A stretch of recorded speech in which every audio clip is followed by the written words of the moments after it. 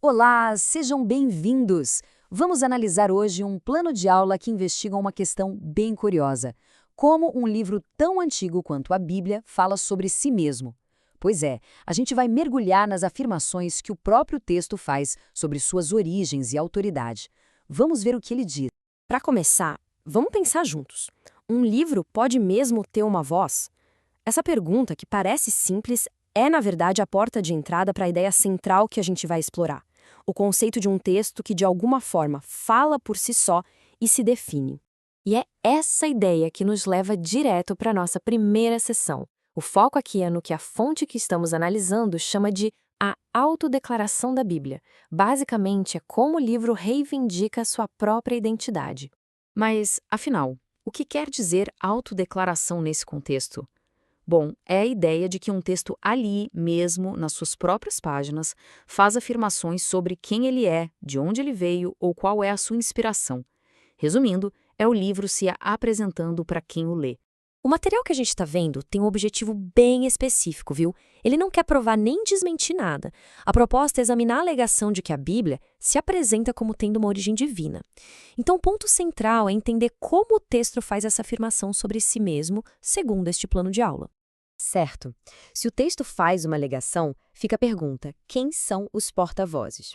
A próxima sessão, As Vozes da Inspiração, mergulha justamente nisso, identificando quem, de acordo com a fonte, articula essa tal voz. Agora, olha que interessante. O material de origem identifica duas categorias de vozes. De um lado, temos os profetas, no Antigo Testamento, que são descritos como canais que transmitem mensagens diretas. Do outro, os apóstolos, no Novo Testamento, que funcionam mais como testemunhas, registrando o que viram e ouviram. Os dois grupos, segundo a fonte, são os veículos para a autodeclaração do texto.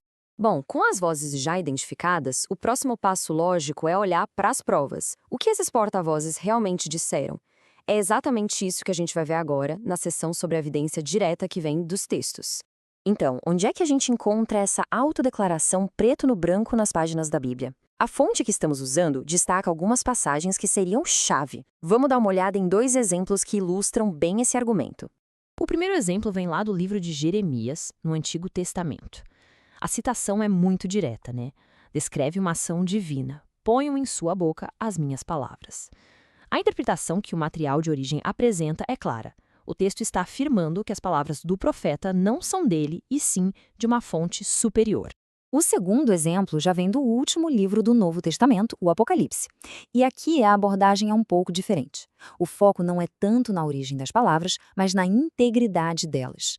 Ao proibir que se adicione ou se remova qualquer coisa do livro, o texto, seguindo a lógica da fonte, faz uma afirmação poderosa sobre sua própria natureza, de que ele está completo e é sagrado.